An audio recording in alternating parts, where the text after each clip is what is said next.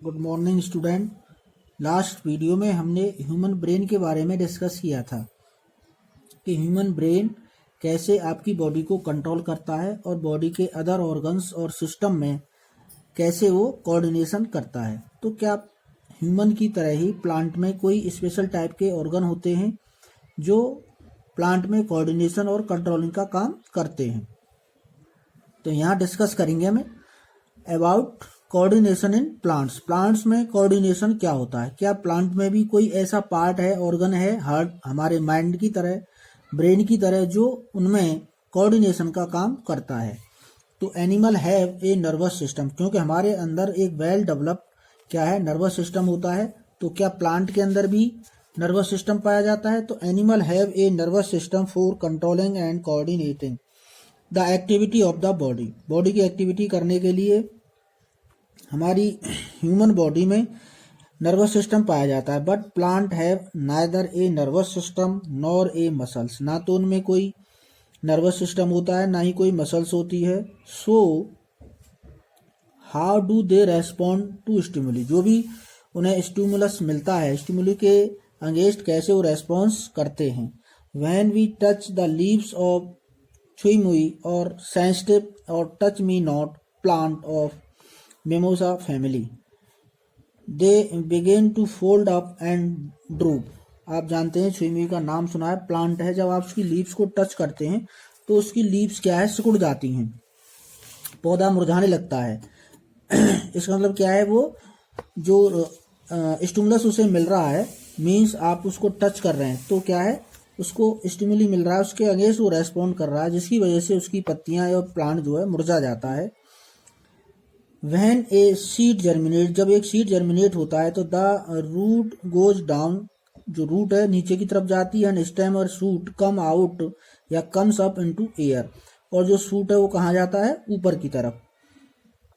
What happens, firstly the leaves of the sensitive plant move very quickly in response to touch. इस plant की जो leaves होती हैं क्या है, वो जैसे आप उसे टच करेंगे सबसे पहले वो रेस्पॉन्स करने लगती हैं, बहुत फास्टली रेस्पॉन्स होता है। जैसे ही उसको हाथ लगाएंगे तुरंत वो मुरझाने लगता है।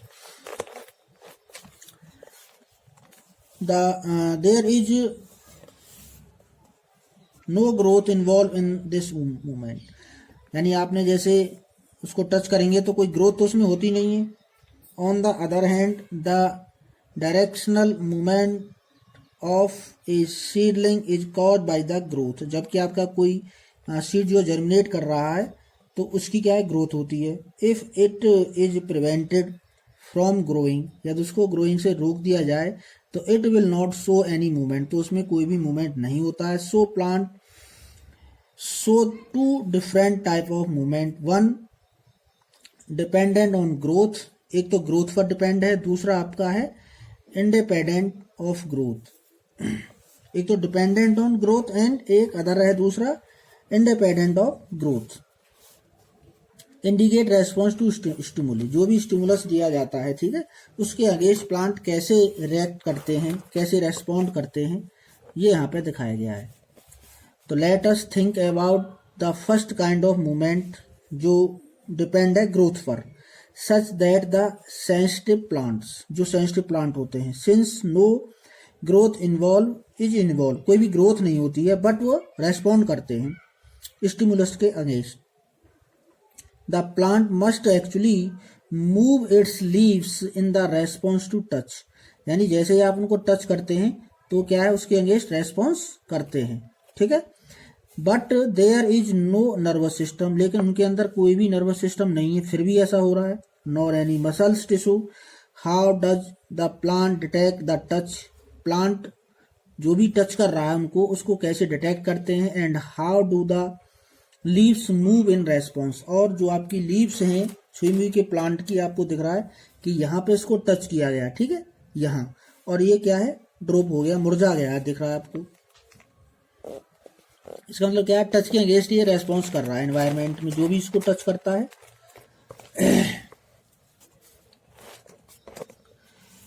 If we think about where actually the plant is touched and what part of the plant actually move, यानी जो हमने, अब हमें ये देखना है कि जो हमने टच किया है वो प्लांट का कौन सा पार्ट है, ठीक है, और कौन सा पार्ट इसका मूव कर रहा है। It is apparent that movement happens at A point different from the point two touch, so information that is touch has awkward must be communicated. यानी जहां भी आपने टच किया है वो जो स्टिमुलस है वो आगे की ओर कम्युनिकेट किया जाता है। The plant also use electrical chemical means to convey this information from cell to cell. जैसे हमारे अंदर भी इलेक्ट्रिकल इम्पल्स के रूप में मैसेज जाते हैं, ऐसे प्लांट में भी होता है, सेल टू सेल में पहुंचते हैं। जैसे आपने सुई मुई में टच किया था, एक सेल वहां से टच किया आपने सपोज, तो दूसरी सेल में वो मैसेज ट्रांसफर हो गया था। But unlike in animals there is no specialised tissue in plant for the conduction of the information. लेकिन हमारे अंदर, ह्यूमंस के अंदर स्पेशल टाइप के टिश्यू पाए जाते हैं इन इंफॉर्मेशन को कन्वे करने के लिए, बट प्लांट में ऐसा नहीं होता है। प्लांट में सेल टू सेल मैसेज जाता है। Finally again as animals some cell must change shape in order for movement to happen. हमारे अंदर क्या होता है, एनिमल्स में जब रेस्पॉन्ड करते हैं तो मसल में मैसेज भेजा जाता है नर्व के थ्रू, और वहां से मसल्स फिर क्या है, अपनी शेप चेंज करती है और बॉडी का वो पार्ट मूव करने लगता है।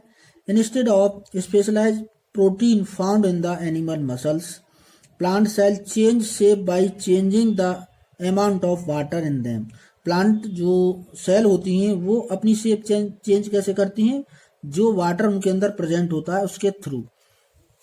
अब छुई का जो प्लांट होता है, यदि आप उसको टच करेंगे, ठीक है, तो टच करने से क्या होता है, जो उसकी सेल्स हैं वो क्या है, प्रेस हो जाती हैं और वहां वाटर की सप्लाई क्या है, रुक जाती है, जिससे वो पौधा मुरझा जाता है। रिजल्ट इज स्वेलिंग और सिंकिंग। क्या होगा, पानी पी कर या तो सेल फूल जाएगी, या आप टच करेंगे उसको तो यदि सेल दब गई हैं, ठीक है ना, वेन दब गई है उसकी, तो क्या है, वो श्रिंक हो जाएगी और पौधा मुरझा जाएगा। And therefore is changing shape. इस प्रकार से वो अपनी शेप को चेंज करते हैं। नेक्स्ट है movement due to growth. Growth के कारण कैसे मूवमेंट होता है प्लांट्स में, ये तो टच करने के कारण हो गया। Some plant like pea plant climb the upper climb up other plant और fence by the means of tendrils. यानी अपने टेंडल्स के सहारे कुछ प्लांट्स हमारे ऐसे होते हैं जो दीवारों पर या अदर प्लांट्स पर चढ़ जाते हैं। These tendril are sensitive to touch. ये जो टेंडल्स होते हैं ये क्या है, सेंसिटिव होते हैं टच से। When they come in contact with any support, the part of the tendril is connect with the object does not grow as rapidly as part of the tendril away from the object. यानी जैसे इनके किसी support में आते हैं तो जो टेंडल का पार्ट है, ठीक है ना, वो किसी ऑब्जेक्ट के संपर्क में आता है तो इतनी जल्दी से वो ग्रो नहीं कर पाता है जितनी जल्दी वो ऑब्जेक्ट से निकला है। This cause the tendril to circle around the object and thus climb to it. The more commonly plant respond to stimuli slowly by the growing in a particular direction. जिधर कहीं पर उसको टच कर दिया गया तो उधर की तरफ वो बढ़ना बंद कर देता है। Because this growth is directional, it appear as if the plant is moving. Let us understand this type of movement with the help of a example. ये यहाँ पे दिया गया है, एग्जाम्पल है, ये एक्टिविटी, आप एक एक्टिविटी दी गई है, इसको आप पढ़ लेंगे सब, ठीक। ये एक्टिविटी है और ये एक प्लांट दिया गया है, देखो रेस्पॉन्स कैसे कर रहा है। ये दिखाई दे रहा होगा, response of plant to the direction of light. देखते हैं हम एक एग्जांपल के थ्रू यहाँ पर देखते हैं कि देखो ये एक प्लांट है, दिख रहा है ना, एक प्लांट रखा हुआ है, ठीक है, और ये एक विंडो है। तो ये रेस्पॉन्स कैसे कर रहा है, ठीक है। तो जिधर सनलाइट है उधर की तरफ क्या है, पौधा ये क्या हो गया, बेंड हो गया है, ठीक है। तो इसकी ग्रोथ किधर और शो कर रही है, प्लांट की ग्रोथ इस जहां पर सूर्य निकला हुआ है। तो हमारे जो प्लांट होते हैं वो उधर की तरफ मुड़ जाते हैं जिधर सनलाइट होती है, ऐसे कुछ प्लांट होते हैं। तो response of plant to the direction of light, light की डायरेक्शन में। अब यहाँ पे कुछ एक और दिखाया गया है पॉजिटिव जियोट्रॉपिक, ठीक है ना। ये नेगेटिवली जियोट्रॉपिक है कि प्लांट देखो ऐसे पड़ा हुआ है और ये किधर चल रहा है, ऊपर की तरफ, ठीक है, क्योंकि प्लांट ग्रो करता है ऊपर की तरफ ग्रो करने वाला है, दिख रहा है ना। प्लांट कैसा है, एक गमले में लगा हुआ है तो ऊपर की तरफ ग्रो करने वाला है। आप इस प्लांट को कैसा टिल भी कर देंगे, जमीन पर भी गिरा देंगे, फिर भी ये ऊपर की तरफ ही ग्रो करेगा। तो क्या है, प्लांट शोइंग जियोट्रॉपिज्म, ठीक है। तो इन्वायरमेंट में जैसे प्लांट एक नेचुरली ग्रो करते हैं, आप उनको कहीं भी रखें, कैसे भी रखें, वो उसी तरीके से मूव करेंगे जो उनकी टेंडेंसी होती है। तो environmental triggers such as light or gravity, gravity के कारण मूव हो रहा है यहाँ पर, ठीक है ना। ये किसके कारण हो रहा है, ग्रेविटी के कारण। Will change the direction that plant part grow in, these directional और tropic movement can be either toward the stimuli, ठीक है, इधर ही मूव करते हैं जिधर उनको स्टिमुलस मिलता है, और अवे फ्रॉम इट, और या इनसे दूर। So in the direction, in two direction, two different kind of in two different kind of phototropic movement, दोनों में जो भी दिखाया गया, एक सनलाइट वाला और एक ये, ठीक है, दोनों आप इन दोनों को देखेंगे और इस एक्टिविटी को पढ़ेंगे ध्यान से। Shoot respond the bending toward the light, while roots respond the bending away from the it, यानी रूट्स तो इससे अवे दूर, मतलब जहां रूट्स को जाना है वही मूव कर रही हैं, और ये किसकी तरफ कर रहा है, जब इसको टिल भी कर देंगे तब भी ये सनलाइट की तरफ ही मूव कर रहा है, ठीक है, दिखाई दे रहा है ना। Plant so Tropism is response to other stimuli as well. The roots of the plant away grow downward while the shoot usually grow upward. ये नेचुरली इसी टेंडेंसी है प्लांट्स की कि वो ग्रो जो करता है, शूट उसका ऊपर की ओर, स्टेम और रूट नीचे की ओर, from the earth. This upward and downward growth of shoot and root respectively is respond to the pull of earth of the gravity, ठीक है, ग्रेविटी के कारण होता है। Obviously geotropism, if hydro means water, chemo means chemo refer to the chemicals, ठीक है ना। Chemo किसकी तरफ करता है, हाइड्रो मतलब वाटर, कीमो मतलब chemicals. What would hydrotropism and chemotropism means, can we think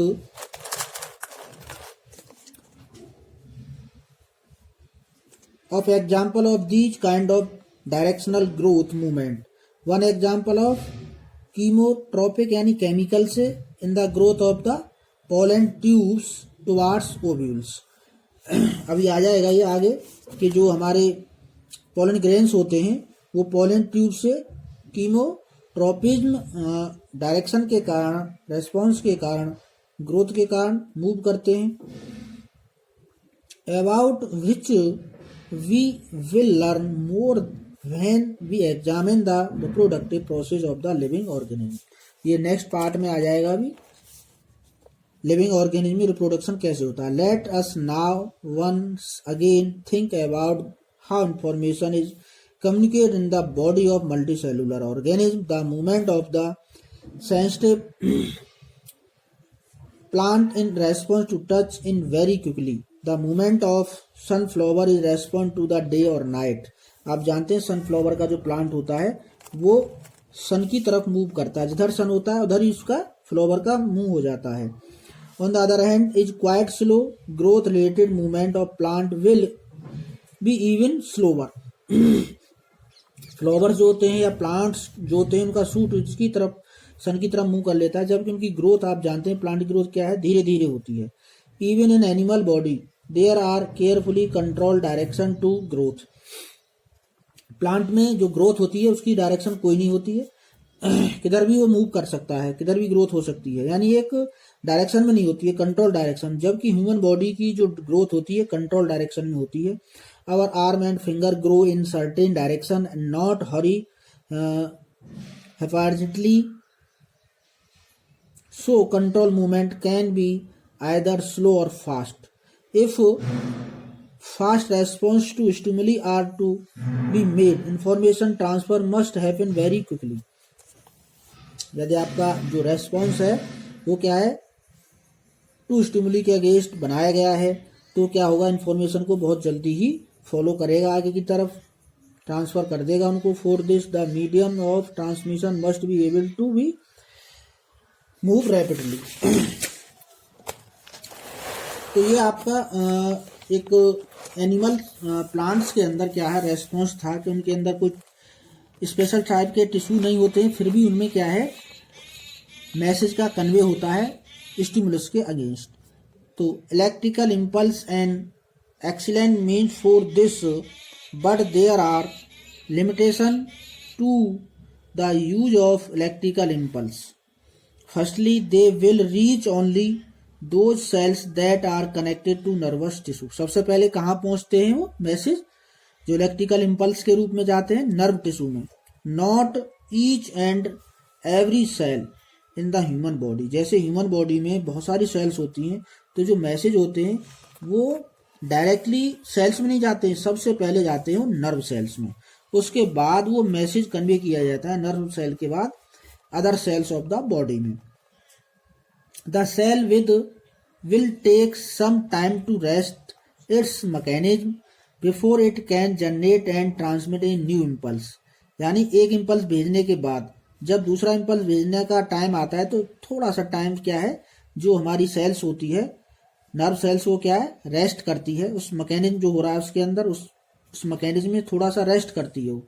in other words cell can not continuously create and transmit electrical impulse, यानी कंटिन्यूसली वर्क नहीं करती रहती हैं, ना ही मैसेज को क्रिएट करती हैं ना ही ट्रांसमिट करती हैं।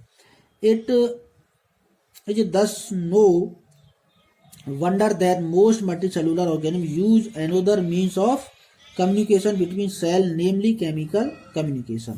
यानी इस इलेक्ट्रिकल इम्पल्स के अलावा अब सपोज हमारी जो कंटिन्यूसली वर्क नहीं कर रही है, लेकिन उसके अलावा हमारी बॉडी में हर समय कुछ ना कुछ जो इम्पल्स आगे चलते रहते हैं, तो वहां पर केमिकल कम्युनिकेशन हो रहा है। फिर जब हमारी सेल रेस्ट कर रही है तो वहां पर कौन वर्क कर रहा है, chemical communication. If instead of generating an electrical impulse stimulated cell release a chemical compound, तो वहां पर क्या है जहां स्टिमुलस स्टिमुलेटेड है, स्टिमुलस मिला हुआ है सेल को, तो वहां पर क्या केमिकल रिलीज करती है। This compound would diffuse all around the original cell, cell में पूरे में फैल जाता है जहां से उसका ओरिजिन हुआ है। If other cells around have the mean to detect this compound, यदि उसके आसपास की सेल्स उस केमिकल को डिटेक्ट कर पाती हैं, तो using special molecules on their surface then they would to able to recognise information. यानी जैसे एक सेल में केमिकल रिलीज किया गया, उसके अदर जो आसपास सेलें हैं यदि उस केमिकल को वो पहचान लेती हैं, ठीक है, तो उसमें जो केमिकल्स के थ्रू क्या होगी, उसमें इंफॉर्मेशन हुई, तो उस इंफॉर्मेशन को भी पहचान लेंगी। इवन ट्रांसमिटेड, तो उसको ट्रांसमिट भी कर सकती हैं। This will be slower or course but it can potentially reach all cell of the body, इस तरह से वो पूरी सेल्स में पहुंच जाता है। Regardless of nerve connections and it can be done steadily and persistently। These compound or hormones used by multicellular organisms for control and coordination show a great deal of diversity। ठीक है ना, यदि electrical impulse जो हमारी nerve के through नहीं जा पा रहा है, तो वहां पर हमारे कुछ सेल्स के अंदर केमिकल रिलीज होते हैं, और जो केमिकल्स होता है वो सेल में फैल जाता है। उसके आसपास जो भी सेल होती हैं यदि उस कंपाउंड को पहचान लेती हैं, उस कंपाउंड में क्या एक इंफॉर्मेशन होती है उसको पहचान लेती हैं, तो वो अदर सेल्स में ट्रांसमिट कर देती हैं उसी तरीके से। तो ये आपका ट्रांसमिशन का तरीका था प्लांट्स और एनिमल्स में। अब आपकी बॉडी में कुछ हार्मोन्स भी वर्क करते हैं, ठीक है। तो हार्मोन्स इन एनिमल्स में जो हार्मोन्स होते हैं वो क्या होते हैं ये पढ़ना है। तो विदाउट हार्मोन्स हमारी बॉडी कोई भी कार्य नहीं करती है, इन हार्मोन्स का होना जरूरी है, ठीक है। हमारी बॉडी में इन हार्मोन्स के अलावा कोई भी केमिकल रिएक्शन नहीं होती है, इनका रोल कुछ नहीं है उसमें, ठीक है ना, ये उसमें कोई सहायता नहीं करते, बट इनकी प्रेजेंस होना जरूरी है। इनकी विदाउट प्रेजेंस के कोई भी केमिकल रिएक्शन नहीं होती है। now are some chemicals or hormones means of information transmission used in animals। ठीक है, ये भी क्या है, एक तरह के केमिकल्स होते हैं जो ट्रांसमिट करते हैं इंफॉर्मेशंस को। What do some animals, for instance squirrels, experience when they are in scary situations? यानी जब कभी हमारा झगड़ा हो रहा था उस कंडीशंस में हम क्या है, बहुत ज़्यादा वो हो जाते हैं, स्केयर सिचुएशन में आ जाते हैं, तो their body have to prepare for either fighting or running. अभी जब कोई झगड़ा हो रहा था या तो हम उनसे लड़ेंगे, वहां से भाग जाने के लिए हमारी बॉडी प्रिपेयर होती है, but both are very complicated activity that will use a great deal of energy in control way. क्योंकि जब कोई झगड़ा होता है तो उसमें एनर्जी का बहुत बड़ा रोल होता है, तो उसको कंट्रोल करना, many different tissue type will be used and there activity integrated together in these actions. ठीक है, अब झगड़ा होता है तो आप जानते ही हैं उसमें क्या होता है, हमारे मसल्स टिश्यू सब वर्क करते हैं और वो भी कंट्रोल। तो कैसे प्रिपेयर होते हैं आप उसके लिए, तो ये बताना है। इसमें हार्मोन्स का क्या रोल है कि आपके साथ कोई झगड़ा हो रहा है तो आप इसमें कैसे प्रिपेयर होंगे। तो however the two alternative activities fighting or running, आपके पास दो ही तरीके होते हैं, लड़ाई हो रही है, कहीं पर झगड़ा हो रहा है, या तो आप भाग जाएं या लड़ें फिर वहां पर, आर ऑल्सो क्वाइट डिफरेंट, या शांत भी खड़े हो सकते हैं। सो देयर इज, ये सारी सिचुएशन जो भागना है, दौड़ना है या शांत खड़े रहना है, इन सिचुएशंस को आपकी बॉडी में झगड़े के समय कौन पैदा करता है। So there is a situation in which some common preparation can be usually made in our body, हमारी बॉडी में ये कॉमन सिचुएशंस बनती हैं। These preparation should ideally make it easier to do either activity in the near future, या next future में हमें क्या करना है ऐसी सिचुएशंस में। How would this be achieve, हम इसको कैसे प्राप्त करते हैं। ठीक है, मीन्स जो भी कहीं पर कोई झगड़ा हो रहा है तो वही है कि आप वहाँ पे लड़ना है, आपको वहाँ से दौड़ना है या शांत खड़े रहना है। तो इन सारी कंडीशंस को आपकी बॉडी में प्रिपेयर करने के लिए आपकी बॉडी में ऐसा क्या होता है कि आप इसको अचीव कर पाते हैं और नेक्स्ट फ्यूचर में इसके बारे में सोच पाते हैं। तो है this if the body design is quarrel replied only on electrical impulse via nerve cell. ठीक है, तो हमारे इस झगड़े के अगेंस्ट जो है हमारे इलेक्ट्रिकल इम्पल्स नर्व में जाते हैं। The range of tissue instruct to prepare for the coming activity would be limited, और हमारे जो टिश्यू होते हैं इंस्ट्रक्ट करते हैं प्रिपेयर करने के लिए हमारे टिश्यूज की एक्टिविटी को, किसमें, लिमिट में। On the other hand if a chemical signal were to be sent as well it would reach all cell of the body, जैसे ही एक सिग्नल हमारी सेल्स को भेजा जाता है तो वो मैसेज जो होता है हमारी ईच सेल्स तक पहुंच जाता है। तो हमारी एक सेल ने मैसेज भेजा लड़ना है तो पूरी बॉडी में क्या होगा, लड़ने वाला मैसेज चला जाएगा। This is done in animals, many animals including human beings using A hormone control adrenaline. तो ये एक हार्मोन होता है हमारा बॉडी में, कौन सा होता है, ये सारे काम कौन करता है कि हमें किसी क्रेल के समय लड़ना है, झगड़ना है, दौड़ना है, वहां से क्या करना है, वहां की सिचुएशन को कैसे हैंडल करना है और हमारे एंगर पर कैसे कंट्रोल करना है। तो हमारा एक हार्मोन रिलीज होता है बॉडी में एड्रिनल ग्लैंड से, एड्रिनल ग्लैंड होती है हमारी बॉडी में, एड्रिनलिन हार्मोन होता है जो इन सारी चीजों को कंट्रोलिंग करता है। Adrenaline secret directly into the blood stream, ये डायरेक्टली सीक्रेट होता है एड्रिनल ग्लैंड से। ठीक है, and carry to different part of the body, और कहाँ पहुंचाया जाता है, different part of the body में।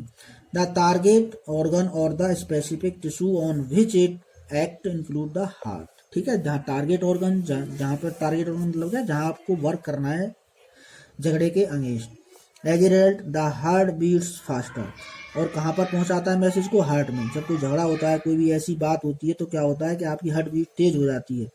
Resulting the supply of the oxygen in our muscles, इससे क्या होगा, जब हार्ट बीट बढ़ती है तो सप्लाई ऑक्सीजन की बढ़ जाती है। The blood to be digestive system and skin is reduced due to the contraction of the muscles around small arteries in the organs.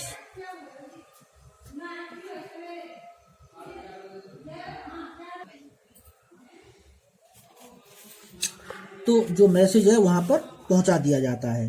ऐसे the blood to the digestive system and skin reduce to the contraction of the muscle around small arteries in the organs. जैसे आपका जो food digest होता है, आपने वो भी देखा है कि फूड डाइजेस्ट होता है तो वो each part of the body cell में पहुंचाया जाता है. ठीक है, मसल्स के थ्रू कॉन्ट्रैक्शन होती हैं और जब आपकी मसल्स कॉन्ट्रैक्ट होती हैं तो उसको भेज दिया जाता है.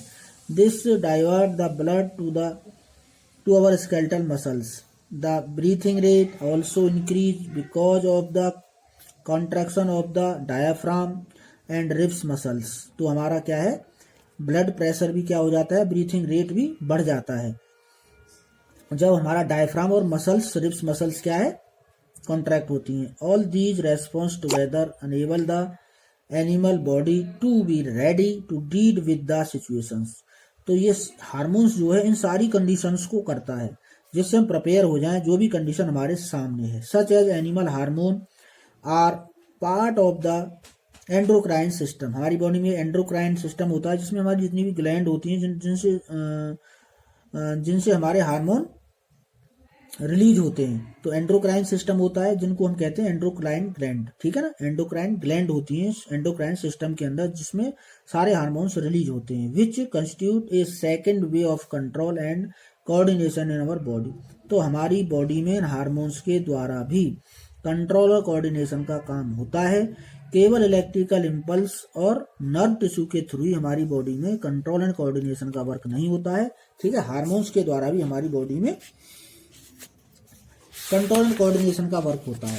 तो आगे आपका दिया गया है, देखो आपकी बॉडी में एंडोक्राइन सिस्टम है. ठीक है, दिखाई दे रहा होगा एंडोक्राइन सिस्टम. इसमें आपके डिफरेंट दिए गए हैं क्या, ह्यूमन में और उसमें सेम टाइप के होते हैं. थोड़ा सा अंतर होता है केवल रिप्रोडक्टिव जो ग्लैंड होती है उनमें जिनसे हार्मोन निकलते हैं. तो ये क्या है आपका हाइपोथैलेमस. ठीक है, माइंड में हमने जब पढ़ा था, ब्रेन की स्ट्रक्चर पढ़ी थी तो वहां पर आई थी hypothalamus gland.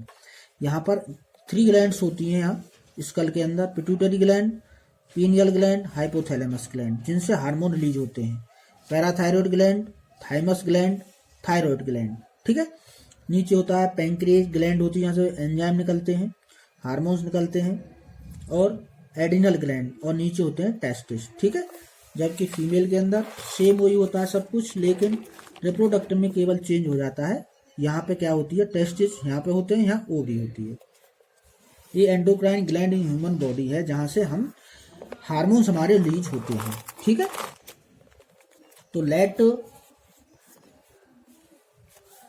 Us examine some example to understand how hormone help in coordination growth.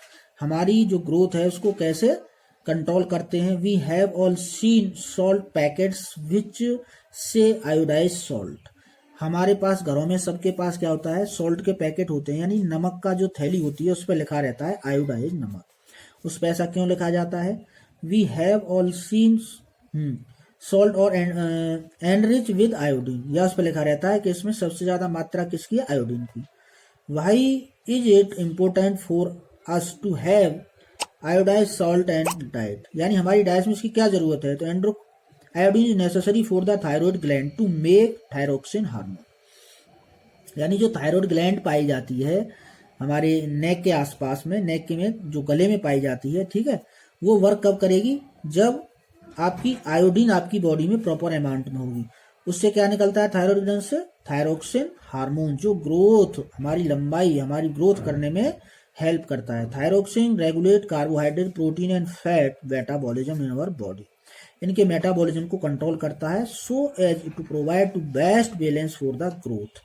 इसीलिए क्या है, ये जो आपकी ग्रोथ होती है बॉडी में उसको बैलेंस करता है. Iodine is essential for the synthesis of thyroxine. Thyroxine का सिंथेसिस तब तक नहीं होगा, निर्माण तब तक नहीं होगा जब तक आपकी बॉडी में आयोडीन प्रॉपर नहीं होगी. In case iodine is deficient in our diet, there is a possibility that we might suffer from goiter. यदि हमारी डाइट में आयोडीन की कमी है तो हो सकता है कि हमें गोइटर हो सकता है. डिजीज है गोइटर जो आयोडीन की कमी से होती है. Once of the symptom in this disease is the swollen neck. इसमें होता क्या है, कैसे पता चलेगा गोइटर हो गया है? तो हमारी नेक सूज जाती है, आगे की तरफ जो हमारा गर्दन है वो बहुत स्वेलन आ जाती है उसमें. Can you correlate this with the position of the thyroid gland? हम देख सकते हैं जो हमारी थायराइड ग्लैंड होती है नेक में, ठीक है ना, ये है ना नेक में, तो यहाँ पे क्या है, स्वेलन आ जाती है. ठीक, आगे है sometime we come across people who are either very short, यानी बहुत से हम ऐसे व्यक्तियों को लाइफ में देखते हैं जो कैसे होते हैं, बहुत छोटे होते हैं, डॉर्फ होते हैं, और ऐसे गेंद जो बहुत लंबे होते हैं. Have you ever wondered how this happens? आप जानते हैं ऐसा क्यों होता है? तो किसकी वजह से होता है? इसी की वजह से होता है. ये थायराइड जो हार्मोन निकलता है थायरोक्सिन थायराइड ग्लैंड से, इसको कहते हैं ग्रोथ हार्मोन. तो growth hormone is one of the hormone secrete by the pituitary gland. किससे निकलता है? जो माइंड में आपकी स्कल में पाई जाती है, pituitary gland. As its name indicate, growth hormone regulate growth and development of the body. If is deficiency of this hormone in child तो it due to the dwarf. यदि इनमें पिट्यूटरी ग्लैंड से निकलने वाला जो हार्मोन है, यदि वो कम सीक्रेट हो रहा है, क्योंकि जो थायरोक्सिन होता है माइंड से, में जो ग्लैंड होती है पिट्यूटरी ग्लैंड, उससे हार्मोन निकलता है, ठीक है ना, ग्रोथ हार्मोन, वो इसको कंट्रोल करता है. ठीक है, और यदि ये कम निकल रहा है तो क्या होगा? थायरोक्सिन यदि कम सीक्रेट हो रहा है तो आप छोटे रह जाएंगे, नाटे, डॉर्फिश हो जाएगा आपको. You must have notice many dramatic change in your appearance as well as your friend as your approach 10 to 12 years of age. यानी ये आपका 8th में जो चैप्टर था उसमें आ चुका है, adolescence age, reaching to adolescence as.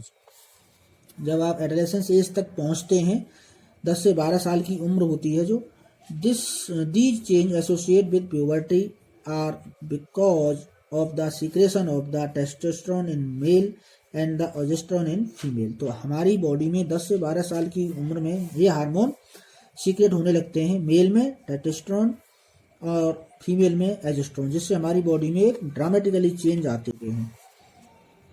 Do you know anyone in your family, a friend who has been advised to doctor to take sugar in the diet because they are suffering from diabetes? आपने सुना होगा आपके घर में जो कोई भी वृद्ध होंगे तो डायबिटीज होगी, तो भाई कंट्रोल करिए शुगर को. एज ए रिजल्ट वो क्या मतलब है उसका? They might to be taking injection of insulin, क्योंकि वो इंसुलिन के क्या लेते हैं, इंजेक्शंस लेते हैं, क्योंकि इंसुलिन हार्मोन होता है जो कंट्रोल करता है डायबिटीज को. ठीक है, और जो कहाँ से रिलीज होता है? पैंक्रियास से. किस में हेल्प करता है? ब्लड शुगर लेवल्स को कंट्रोल करता है.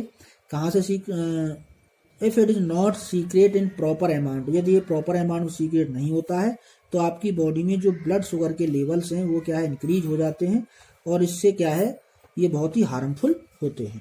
ठीक है, तो ये हार्मोन्स के बारे में आपका कुछ डिस्कस किया. एक छोटा सा पार्ट और रह गया यहाँ पर. If it is so important that hormone should be secret in precise quantity, precise मतलब एक नॉर्मल क्वांटिटी में सीक्रेट होते हैं. We need a mechanism through which this is done. तो एक मैकेनिज्म होता है हमारी बॉडी में जिसके थ्रू ये सीक्रेट होते हैं. The timing and amount of hormone release and regulate by the feedback mechanism. ठीक है, for example if the sugar level in the blood rise, they are detected by the cells of pancreas. ठीक है, जिससे cell से जो hormone निकल रहा है वो उसकी सेल उसको डिटेक्ट करती हैं, which respond by producing more insulin. तो क्या होगा, जब ब्लड शुगर के लेवल इंक्रीज होंगे तो क्या है, इंसुलिन ज़्यादा सीक्रेट होने लगेगा पैंक्रियास से. As the blood sugar level falls, insulin secret is reduce. जैसे ही ब्लड शुगर के लेवल कम होंगे तो आपका जो है इंसुलिन सीक्रेट होना कम हो जाएगा. यानी जब ब्लड शुगर के लेवल बढ़ जाते हैं तो जो हार्मोन है उससे रिलेटेड वो भी बढ़ जाता है, तो इंसुलिन है यहाँ पर, तो इंसुलिन बढ़ जाता है, और जब ज़्यादा बढ़ने से क्या कंट्रोल कर लेता है और वो ब्लड शुगर के लेवल डाउन हो जाते हैं तो आपका सीक्रेशन भी डाउन हो जाता है. तो यही कहा है, कंट्रोल मैकेनिज्म होता है हमारी बॉडी में हार्मोन का सीक्रेशन होना.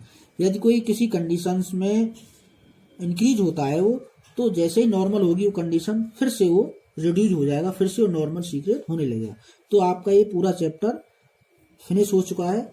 इसके बाद इसके हम क्वेश्चन आंसर्स करेंगे। ये आपका 3 वीडियो में चैप्टर कवर हुआ। बहुत इंपॉर्टेंट चैप्टर है, आप इसको ध्यान से एक बार पढ़ेंगे, वीडियो को देखकर इसको एक बार पढ़ेंगे। Thank you.